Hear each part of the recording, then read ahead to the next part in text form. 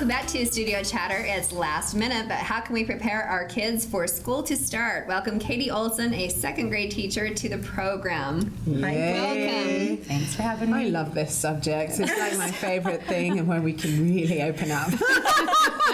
Well, it's been a nice break, I hope. It has. Are you ready to go back? I am, but I'm not. It's really hard to give up the summers, but it is fun to get back into a routine. It's so relaxing, isn't it? Sometimes. Yeah. I don't know. Summer always ends up being busier than I ever think it's going to be. Yeah. But then you get to do what you really want to do, right? Yes. No, I do say that. This is my 9th year. Oh, wow. Okay, and what elementary are you at? Canyon Elementary. Canyon Elementary. So you've got your student list.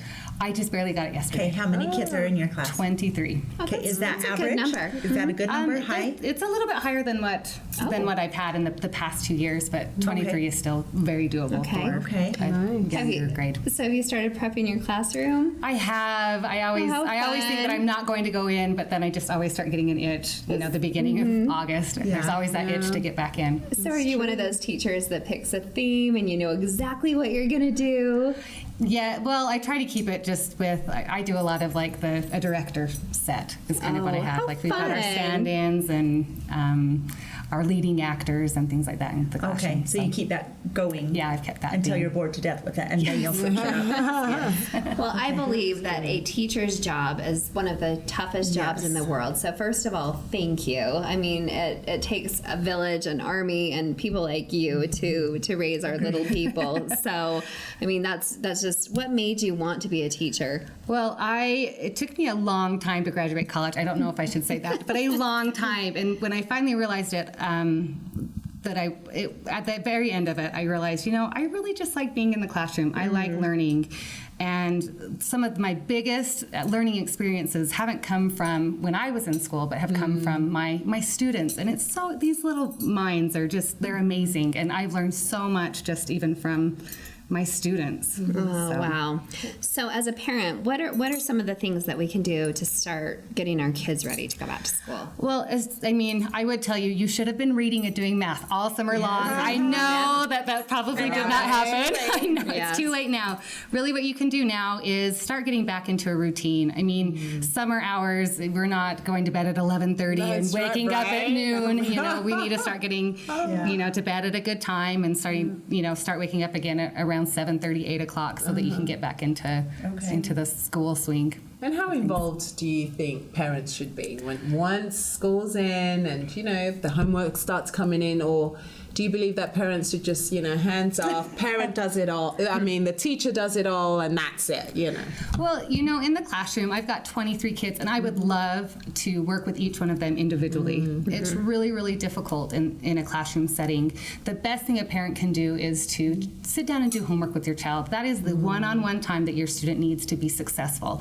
And then if you have questions that arise from doing homework with your students, by all means, contact your teacher, talk to your teacher. How can I help my student? How can I, my student is struggling with this, and it just opens that communication with the teacher. How long? Sorry, really quick. How long do you think a parent should spend with their student at home with homework? Because I think that's another thing that some parents think, that's going to take me an hour or 2 hours, Right. Then don't have kids. Right. For real? No. I agree. If you think that your schooling is done as a parent, no, it's forever. Yeah.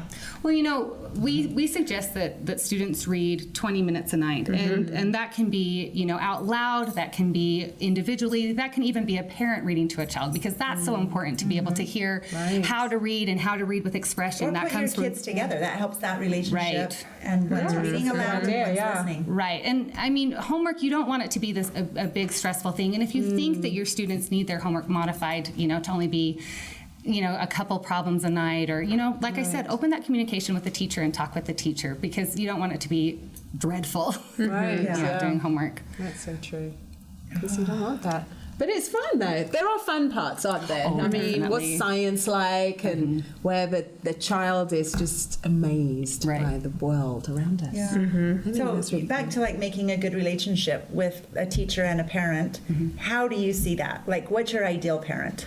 My ideal parent would be a parent that is involved, but also a parent that is willing to, call you, talk to you, Okay. email you if they've got questions, concerns. I mean, there's been so many times that I've had a parent that that there's been a problem with maybe another student, and I don't hear about it until months later at SEP conferences. I mean, do not hesitate to Okay. text or to email a teacher or to call and talk to them, because Okay. sometimes we're not on the playground. We don't always know what's going on. What about That's your true. classroom? You guys are not paid as much as we all would probably want you to be paid. You have minimal amounts of money to spend in the classroom.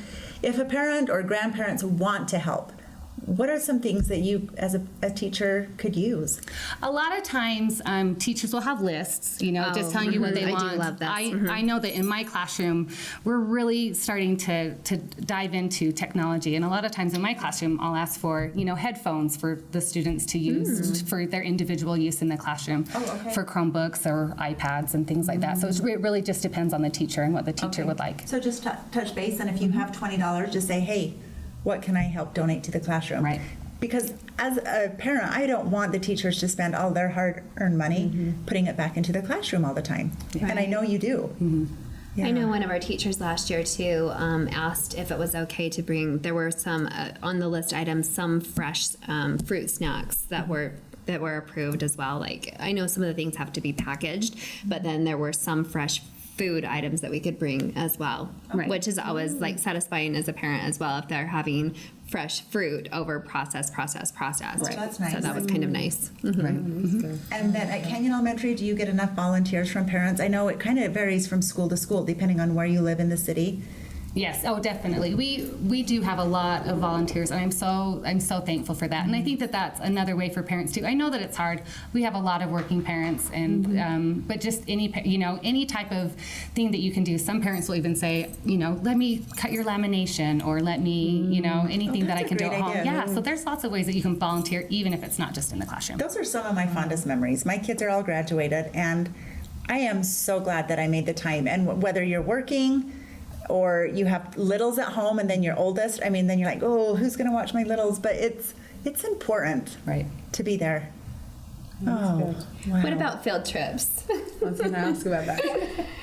Do you have any planned field trips this year, or do you know where you're going?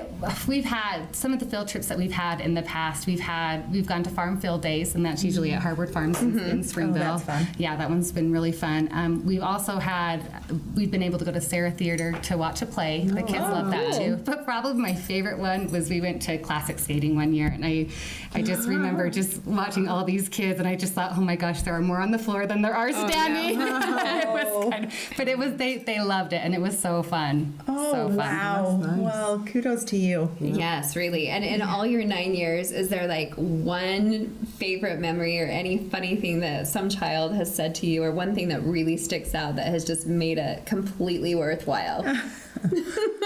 I don't know. There really have just been there's been so many. I like to look back. I even have a little teacher journal that I've kept just for memories and things that the kids have done. And I had one year we had a child that made a snowflake, and he cut it out, and I just sat and looked at it, and I thought, what is this? And we showed everybody, and it honestly, it looked like a uterus, but it was a snowflake that he had cut out, but it full on looked like a uterus. That is so funny. Well, you keep going back. We'll have to have you back next year. Thank you so much, and looking forward to a great school year for you. There's more studio chatter on the way.